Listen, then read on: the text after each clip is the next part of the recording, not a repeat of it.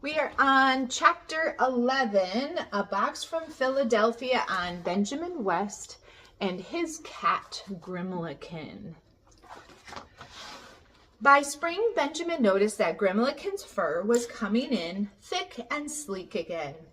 I could bear to give up painting with color to save Grimalkin's fur, he thought to himself one April afternoon when he was driving the cows home. Though spring paints a high green, he sighed, and I longed to do the same. Grimalkin frisked on ahead. Every now and then he stopped to jump straight up in the air for no reason at all, unless he, too, knew that it was spring. Benjamin had tied a bell around Grimalkin's neck to warn the birds. His tiny bell tinkled now above the deeper tones made by the clappers in the cowbells. Together they played a kind of peaceful tune.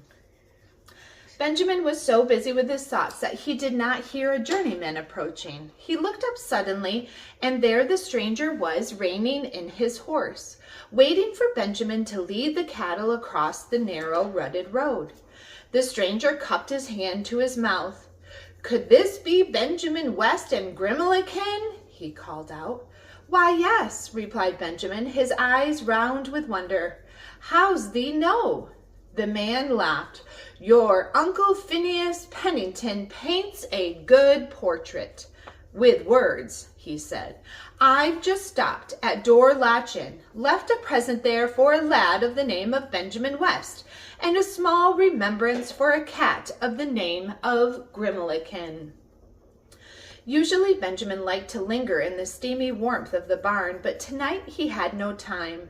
Those presents from the city, what could they be? Some wondrous surprise from the warehouses on the waterfront? From England? From Spain? From Africa? He lifted Grimalkin to his shoulder and raced for the inn. "Presents for us?" he asked breathlessly as he burst into the kitchen. "Aye," cried Sarah and Hannah and Mary and Elizabeth in chorus. Then they all began talking at once. "It rattles like trinkets." "No, it's too heavy for trinkets." "Uncle Phineas sent it." "Uncle Phineas favors thee and Grimalkin." "I'll help thee open it." "No, I'll help." "Please," called Mama above the din. "Here, son, set the box carefully on the table board. Now then, we can all watch thee open it." There was a sudden flurry, and Grimalkin had leaped up on the table full of curiosity.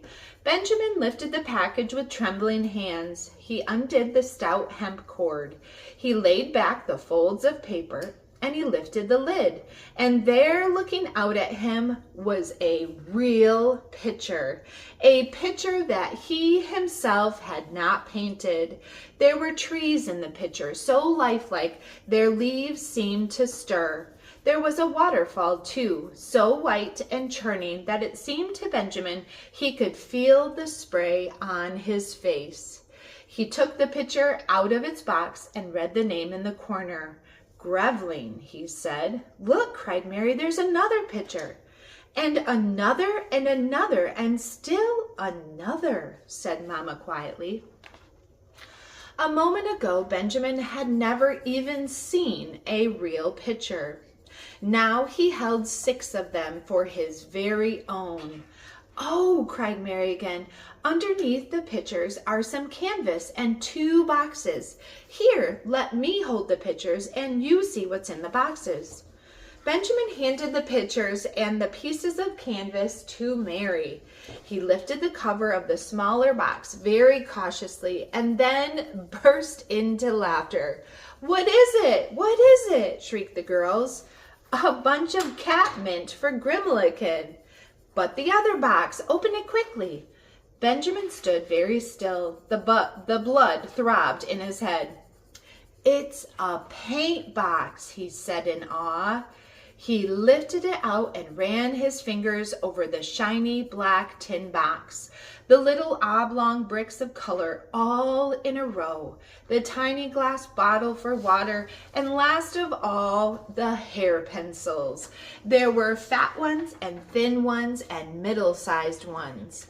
Grimalkin had to see too. He left his cap mitt and came over to pat the colors very gently, as if they were petals of a flower.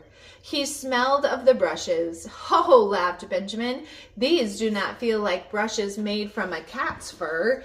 They must be camel's hair. Why, they are. It even says so." Benjamin was too excited for sleep that night. Every time he drowsed off, he would awaken with a jolt. Then his fingers would reach out from under the quilt to treasure the little tin paint box on the bench beside his bed. "It's true," he would whisper to Grimalkin, who lay curled at his back. Then, satisfied that all was well, both the boy and the cat would doze off again. The next morning after breakfast, Benjamin appeared to be setting off for school. But when he had gone around the house, he entered the front door, raced up the stairway used by the guest, gathered his presents from Uncle Phineas, and climbed up the ladder-like steps to the garret. Grimalkin whisked ahead of him, an inky shadow in the gloom of the garret. Quietly, Benjamin closed the trap door. Then he opened the windows in the gable ends and threw wide the shutters. Sunlight came dancing in. It touched off the strings of herbs swinging from the rafters. It picked out the letters that said "Welcome" on the old wooden sea chest. Benjamin laughed. "How nice of thee, Grandpa Pearson, to bid me welcome to use thy sea chest." He opened the lid, resting it against the low, slanting roof. Then he stood the pictures from Uncle Phineas inside the lid. "I wish I had done these," he sighed, studying first one and then another. He opened the little tin paint box and in a moment was lost in the adventure of creating a picture. He forgot about school as if it had never been. He was growing trees and building waterfalls with a paintbrush. Grimalkin, too, was busy with his own affairs. There was an old round knapsack standing in a dark corner of the garret. It was made of some woolly stuff, and it had eyelets around the top through which straps were laced. Little gray mice had discovered 2 empty eyelets just large enough to admit a mouse. Grimalkin spent hours watching for tiny, sharp-nosed faces to peek out of the eyelets. When Benjamin's fingers grew cold, he would box with Grimalkin, or he would swing on the wooden pins that held the rafters in place. The hours flew. Often he caught himself humming like a tea kettle. Happiness seemed to bubble up inside him whenever he painted. For 3 whole days, except for mealtimes, Benjamin and Grimalkin lived in the garret. They were never late for meals. Grimalkin's appetite was more dependable than a sundial. Promptly at mealtime, he would cuff Benjamin on the ankle and give him no peace until he laid down his brush. And just as Mama was dipping up the gravy or ladling porridge into bowls, Benjamin and Grimalkin would be there. On the afternoon of the 3rd day, Benjamin was startled to hear the blasting voice of Master Snevenly. "Thy son," the voice trumpeted, "is he ailing?"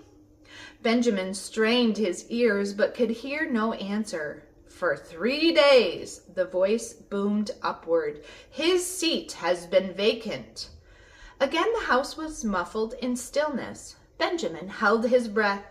At last the rat-a-tat-tat of hoofbeats, growing fainter and fainter, drifted up to him.